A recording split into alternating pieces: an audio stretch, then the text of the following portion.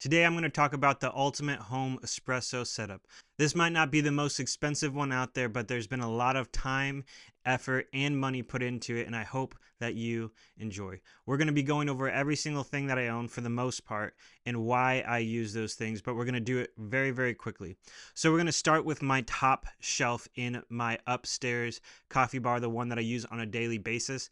On my top shelf, I have an AeroPress XL for when I have multiple people coming over to make kind of like a pour over style thing, even though it's an immersion brewer. I have a cold tower that honestly never gets used, a mocha pot that I've never used, a bunch of tampers, and a bripe for some decor. Following underneath of that shelf, I have a bunch of random espresso spoons and my steaming pitchers. I have the Moda steaming pitcher and the WPM slash slow pour pitchers that are lined up there. I have some of the round spouts and some of the more sharp spouts. I have the Ouden portable outdoor espresso machine. I find that absolutely incredible. You can expect a video on that soon. And for now, I have some fellow Atmos bean canisters or bean jars, but that will change soon, so stay tuned for that. Below that, I have kind of one of my favorite things about the bar, and that is my Portakeeper portafilter holders. So it's these injection molded things that hold portafilters on the wall. So I have my single spouted, my double spouted, and my bottomless that hang there, as well as I have a rocket tamper that hangs on one and a WDT tool as well. I want to take a quick moment right now just to remind you to please like and subscribe. That helps me produce more content as a YouTuber. If you're looking at purchasing any of these things, please use the links below. I make a small commission at no extra charge to you that goes back to this channel. Lastly, I have a Patreon account and an Etsy account. So if you're looking at supporting this channel more, please do so by looking at those links in the description. On Etsy, I actually sell this logo on a Comfort Colors blue navy blue t-shirt. It looks incredible. Would love for you to check that out. Let's move on to the most significant part of my home coffee bar, which is my essentials, which is my daily brewing utensils. So starting off, I have the Stag EKG Plus by Fellow. This kettle is no longer being made in the way that I got it. It has a Bluetooth thing so I can adjust the temperature and turn it on and off remotely. They've recently replaced it with the Studio Edition, but I put the maple accents handles on there to go with everything else. I have a knockbox drawer right underneath of it that houses my kettle. Next to the drawer, I have my pitcher rinser, so I can clean all of my milk pitchers right there, and it gets discarded into some buckets below. More on that in a little bit. And here's my flagship machine, and that is the Rocket Cinquantoto R58. And it's outfitted with a mat on the top of it to protect it from scratches. It is custom vinyl wrapped matte black on the sides and on the drip tray. We have a flow control paddle, which looks kind of like a Slayer, which is kind of my dream machine, and that's why I wanted that specific paddle. I replaced the steam and hot water knob with joysticks, so it's a little easier to turn on and off. And I put a press sensor on there, which allows me to hook up my phone to this Bluetooth transmitter and an Akai scale so I can get live readings of my shots of espresso to duplicate things and adjust the flow control very, very easily. On top of it houses a bunch of various cups that change quite a bit. I have a rocket cup because you have to have a rocket cup when you have a rocket espresso machine, and typically I use a Husky cup for espresso, and then I have various fellow cups, not neutral cups, and some Groove cups as well. Next to my Rocket R58 Cinquantoto, I have the Eureka Atom 75. This is my grinder of choice, and it has been for a while now. The reason for that is because it grinds perfectly fluffy grounds in about 3 seconds for an 18-gram dose for my espresso machine. So it's super convenient to wake up in the morning, and it's almost always consistent on dosing out 18 grams time after time again, day after day again. And it goes super fast. It's super easy if you have guests over to go quickly. You don't have to single dose, and it just works incredibly, incredibly well. I don't foresee that changing in a long time because it is just so convenient. The drawback to that, though, is it is not a single dosing grinder, so I do store my beans on the top, which means if I'm doing a pour over or if I'm doing decaf, I can no longer use that grinder, which leads me to my next grinder, which is the DF64 Gen 2.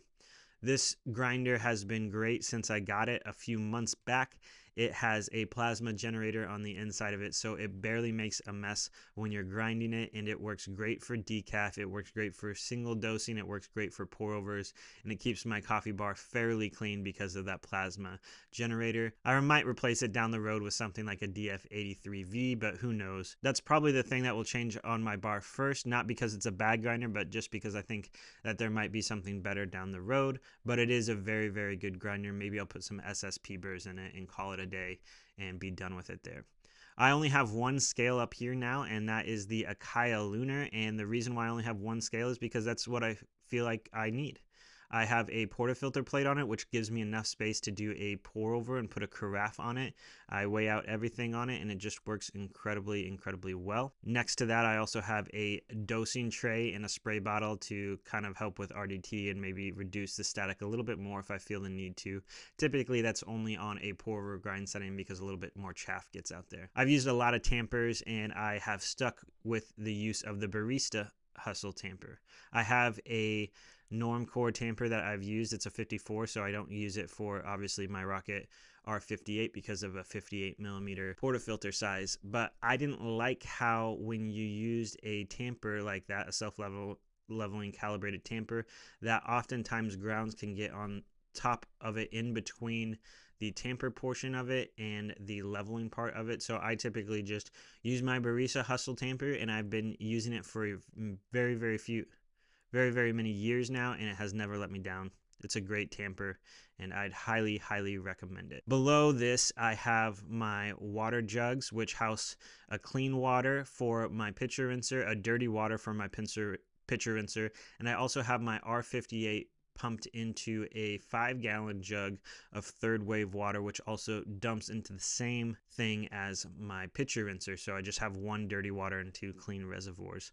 I have various sweeteners, cleaning supplies, third wave water packets, and this is all housed on the IKEA borer table. It's about 43 inches, I believe, and it has held up fairly well for the past few years of storing a lot of weight on my table. As a result of being a YouTuber, that leads me to a lot of gear that needs to be housed in different places for testing. So I actually have 2 more coffee bars. Downstairs in my basement, which is where I film all of my videos, which is where you see me now, I have a lot of various equipment that changes constantly, but here are a few things that kind of stay the same. First off, I have a lot of various cups down here, from espresso to cappuccino, random things like that. I also have my main machine that I use down here, which is my Breville dual boiler, outfitted with some handles for flow control and some wooden accents just to make it a little prettier. I tried to vinyl wrap it matte black, but it was very hard with all the curves, so I probably change that eventually. I drilled a hole in the drip tray, and I actually have that drained into a 4-gallon reservoir, and also I have a pitcher rinser sitting next to it, which also drains into that same 4-gallon reservoir, and it has clean water as well and a pump. There's videos on that stuff if you want to learn how to do that. I have some on my channel. I'll try to remember to link it in the description below. Next to it, I have sitting a Malkonig K30 grinder. This came from a local coffee shop chain that has kind of switched over to more automatic machines. I honestly haven't used it much, but it's kind of a neat thing to have, and hopefully I'll get a review done for it at some point. Typically down here I house my bean seeker that stays out quite a bit because I find it to be absolutely incredible. It makes iced coffee in about an hour, and it's way better than anything else I've ever had, and I love using it occasionally. Occasionally I'll use it in the evening and have a decaf iced coffee, and it's great. I have my Pico Presso, which has all of the gadgets for it, and I'll probably actually get rid of that soon and make a video on it. You'll see that later. I have my Akaya Pearl scale to kind of dose out my stuff for my grinder, which typically I have a DF64V is what my current choice down here is. I like the V a lot, but the reason why it's down here is just simply because you have to RDT to use it. It actually produces better results than the DF64 Gen 2 that I have up there, but because I like cleanliness upstairs, I leave that one up there, and the V is down here. I also have a standard Stag EKG kettle for pour overs, all that kind of stuff. My scales of choice is the Akaya Pearl for all that single dosing stuff that I do, and then I have an Akaya Cinco, which is the 5th anniversary of the Pixis that was later released. I've had that for 5 years now. It's been absolutely phenomenal and a great little scale to have, and that's what I use for all my espresso type stuff. All of this is housed on a Husky workbench table that you find behind me. It's 8 foot long. I also use the desk in front of me that is, I think, 63 inches long for my video filming desk on it.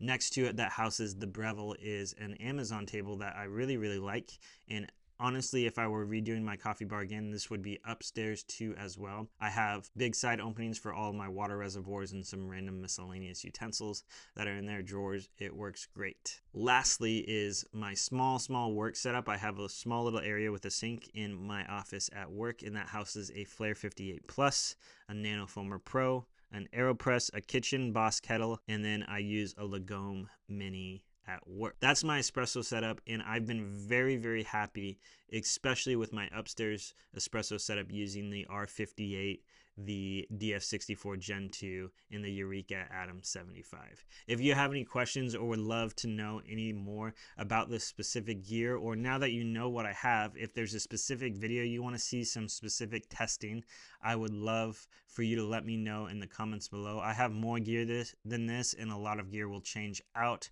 Maybe even the Breville dual boiler will change out this year to something else. We'll see.